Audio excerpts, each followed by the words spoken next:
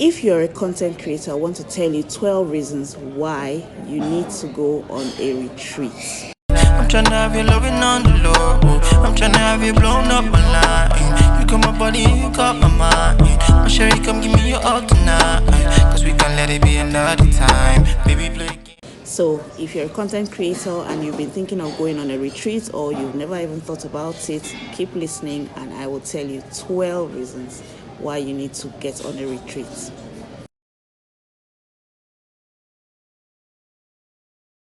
Number 1, disconnect. So disconnect, unplug. I mean, our lives are so busy these days. We're so caught up in whatever is going on with our drama, with our needs, with our pains, with our busyness and the things that need to be done and our to-do lists. And the retreat actually helps you to disconnect. As I am now, I'm actually at the end of a 3-day retreat or 4 days and 3 nights retreat that we called Simplify to Amplify, and just getting ready to check out. But I said I'll do this video because we've had a fantastic time in this retreat and I can actually list these 12 benefits. And as I sit down here, my home and my life at home, because I work from home, my life at home seems very far away. It's almost like it's a different world. So a retreat helps you to really disconnect yourself so that you can get some perspective, so that you can get some distance, so that you can look at things critically. So that is one reason why you need to once in a while take that time to disconnect, so that you can recalibrate, so that you can reflect, so that you can actually look at things critically, find out what is important, what is not as important as you thought it was, what is urgent and what is not as urgent as you thought it was, and actually be able to now do some thinking. So the second reason why you need to do a retreat or need to go on a retreat or plan a retreat or attend a retreat is thinking time. So being on a retreat takes you away from your environment where you are used to being day in, day out, and you now have time to think. There's some things that you just need to think through, and because our lives are so frenetic, we don't have time to take our thoughts from the beginning to the end. We don't have time we're thinking, but we're not thinking through. So a retreat actually helps you to think things through, either by thinking on paper, by writing in your journal, or by thinking things through by having conversations with your fellow retreat people. So that's a second reason. A third reason, similar to thinking time, is praying time. So if you are somebody who prays or you have some kind of spiritual practice, this is a good time to do that, whether it's meditation, whether it is Bible study, whether it is prayer. In my case, it's more like having conversations, having kind of like an ongoing conversation with God and asking questions and realizations and saying, oh, I noticed this, and what do you think about that, and that kind of thing, and having that conversation with God. So 2, praying time. So first of all, you get to disconnect and unplug.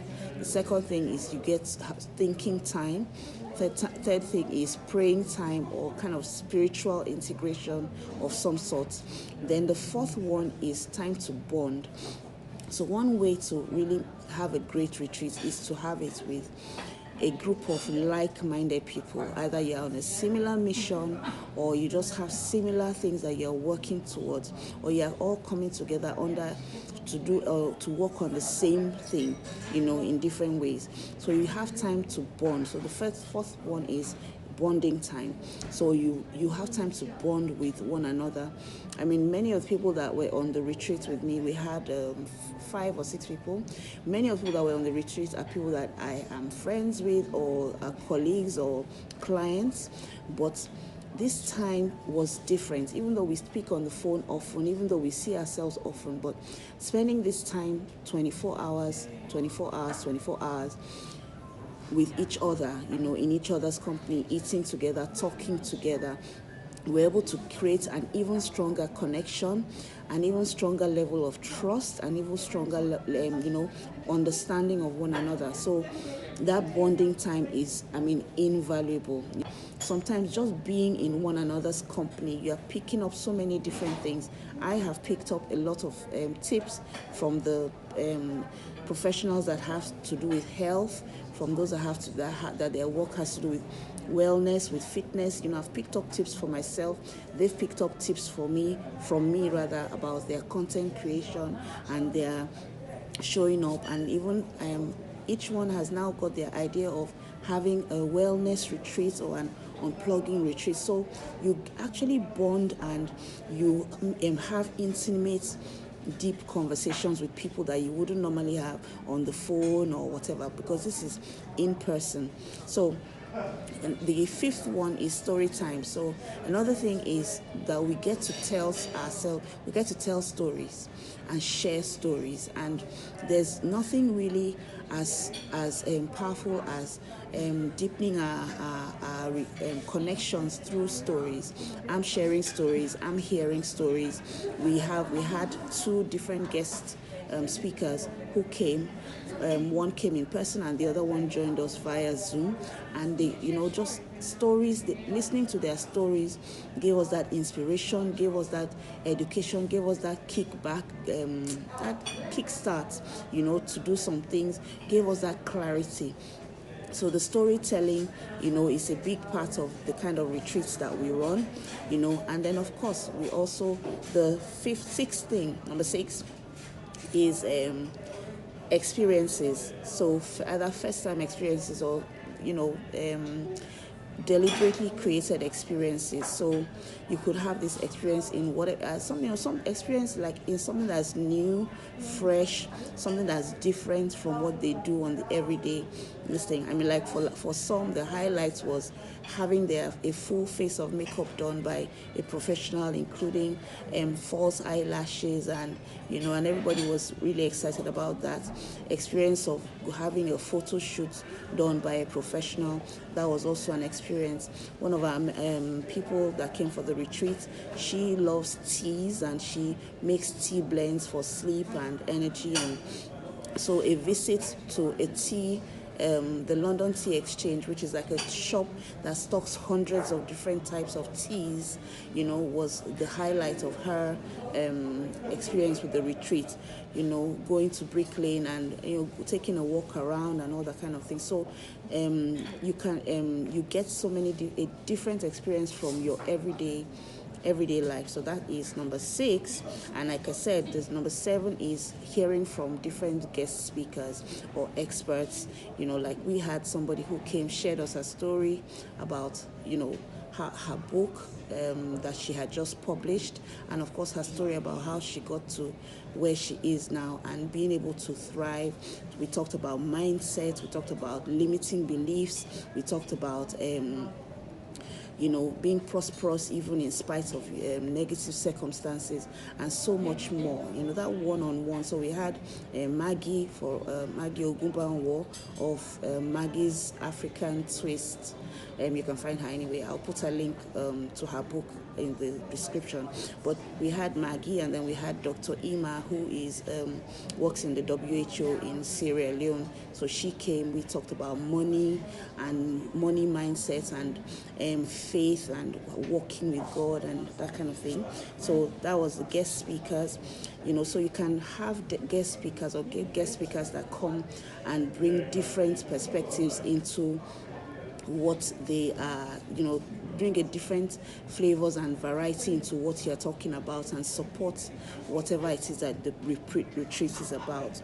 And then, of course, there's connections and collaborations, that are formed. And I cannot tell you the kind of wonderful collaborations that are already forming from the people that have met themselves at the retreat for the first time. People are already talking about, oh, let's do this together, let's do that together, let's have a retreat, let's have one in Nigeria, and all that kind of thing for their industry. There's overlap, there's complementary businesses and ways to help one another, and I know that will go beyond these few days. Then the next one, number 9, is the aha moments. I mean, there's nothing like having conversations, so like I talked about, thinking things through, but having conversations where you actually get those aha moments, and you make those decisions to say, okay, this is going to stop, this I'm going to start. You get the aha moments, you make those commitments, those self-commitments, because at the end of the day, our success is 90% or 80% what happens in our minds. And without having the right mindset, even if I teach you all the tactics or the tools or the techniques, you'll not be able to get as far as you're meant to go.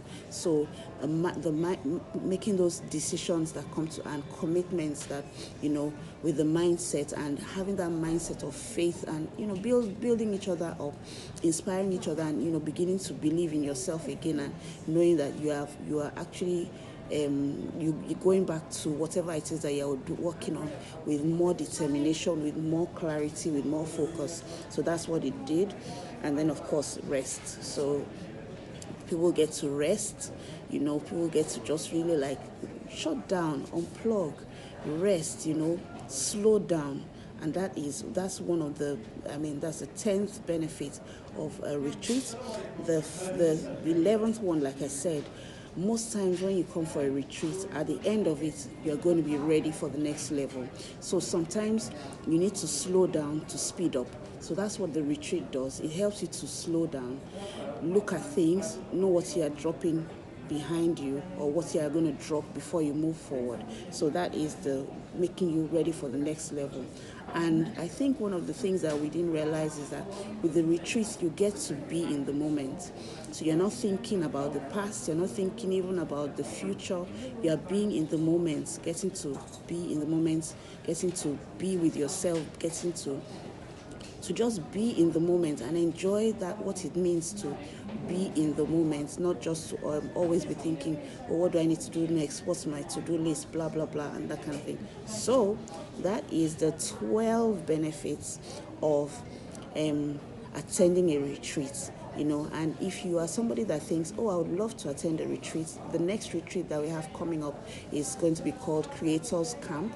And when the details are ready, I will put them below this video. But if you're somebody that wants to attend a retreat, check that out. You can have a retreat virtually as well as physically. So the next retreat may be virtual or physical, I'm not sure yet, but we'll put the details in the description.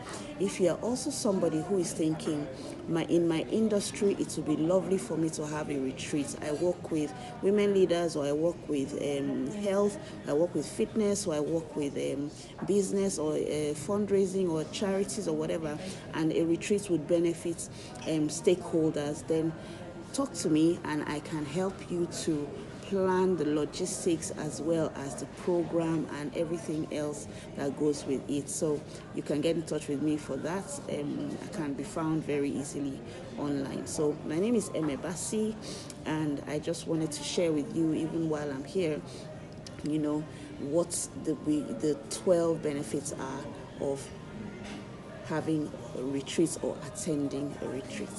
Thank you.